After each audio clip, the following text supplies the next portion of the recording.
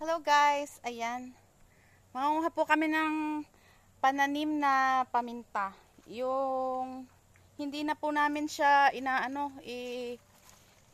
ipinupunla. Yan po ay kukuhanin na namin dito sa mga puno na mga nagapang. Yung pong may mga sanga na, yun po ay mabilis magbunga.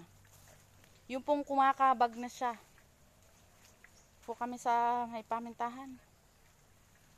Dito kami sa ilalim ng mangga. Sa may mga paminta. Ayan, nandito po kami sa pamintahan. Ayan, ito po, ipapakita ko sa inyo. Ayan po, oh. Ito po, ayan, may dala akong bao. May gloves. Ito po ang pamintang eri. Ayan, oh, may mga sanga-sanga na. Yan po, madali nang bumunga pag po inilipat doon sa may poste at saka sa ating mga kakawate. Doon po ilalagay. Ito po, oh. Ayan. Tatanggalin po yan. At yan po ang ating itatanim doon sa ating pagtataniman na meron na po diyang buhay na kakawate. Doon po ilalagay ang ating itatanim na itong paminta. At yan po ay mabilis bumunga. And guys, oh. Sumibulaang yan dyan. Oh. Galing yan doon sa mga ibang puno. Oh. Ayan, tatanggalin. Tapos, ayun po, oh, kumabag yan diyan sa puno ng papaya. Ayan, oh. Eh, may mga sanga na po, oh. Ayan ang sanga. Oh. Ere po, oh. May sanga na. Kaya po yan, madali nang bumunga. Ayan. Hindi po yan pwede dyan. Kasi, mamamatay po yung mabilis lang po yung mamatay ang ating papaya. Ayan, oh. Nakapit na po sa papaya, oh. Ayan po, oh. Ayan, ganyan po yung madaling bubunga. Ililipat lang po yan. O, ayun. Basta po iingatang mabali. O, ayan pong Yan po. Ganyan po yung madaling magbunga.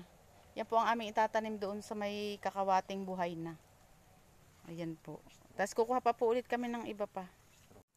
Ayan, dyan po namin itatanim. Yan po, nahukaya na po ni Daddy yan. Tapos ito po yung paglalagyan o pagkakapitan. Ayan po, oh. Buhay na po yan. Ang kakawate. Malaki na pong puno. Ayan, oh.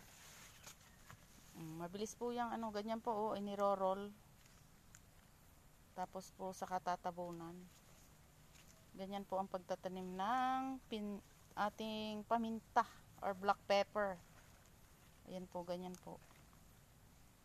Para pong kagaya ng pagtatanim ng kamote. Ibinibilog. Sinicircle. Tapos po, ayan, tatabunan na.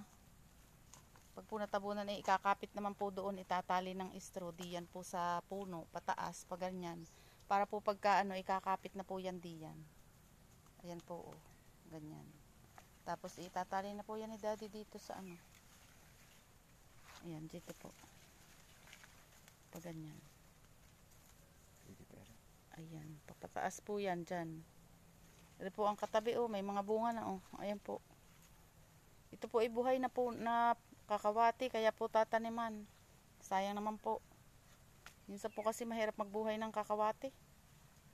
Minsan po ay nabuhay na ang paminta, patay pa po yung kanyang pagapangan o yung kakawati. Ayan po, oh, ito na yung itatanim, ganyan po yan. Marami na pong sanga. Tinatali na po para didikit po diyan pagka yan po ay nabuhay na. Nakapit din po yan talaga diyan sa ating kakawate. Ayan po, oh. Tinatalian.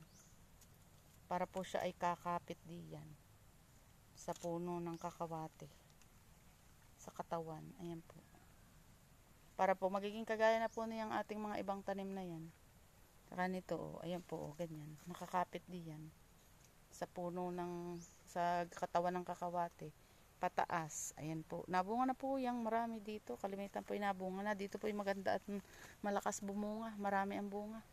Mga katabi. Mga katabi po ay ayan, oh. Ang bunga, oh. Sa likod bro. Ganyan. Tapos din po sa likod ko, ganyan din, oh. Ayan, oh. Pataas po, ayan, nakakatuwa, oh. Pataas. Ayun, oh. Maganda na po yan, oh. Yan po ang paminta. Ayan. Marami pong bunga. Hanggang sa baba po, oh.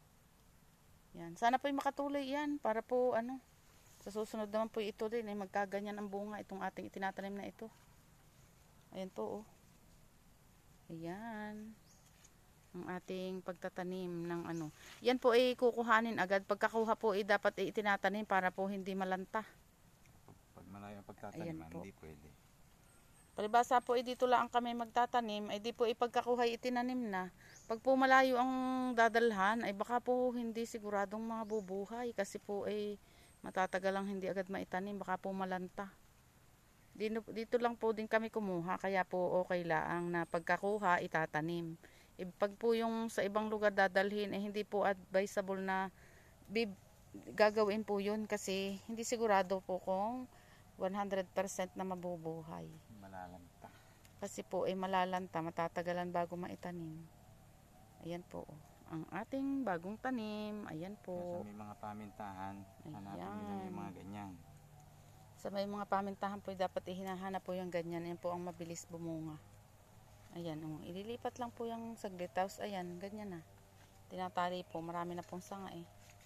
Yan po mga sanga, yan po ang pagbubungahan sa susunod. Tuloy na, hindi na yan. Ayan po.